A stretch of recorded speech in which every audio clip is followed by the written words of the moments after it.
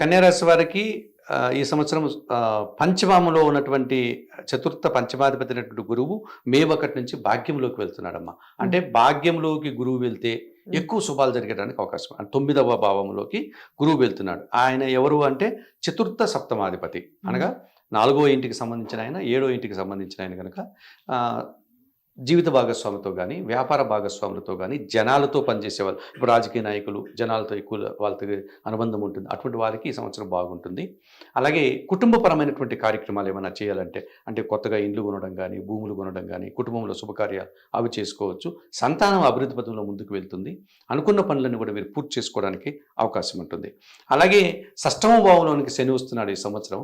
అందువల్ల వీరికి కూడా చాలా శుభ ఫలితాలు రావడానికి అవకాశం ఉంటుంది. వ్యవసాయ రంగంలో కానీ, భూములు కొనుగోలు చేయడం కానీ, నూతన వ్యాపారాలు ప్రారంభించడానికి కూడా అవకాశం కనిపిస్తుంది.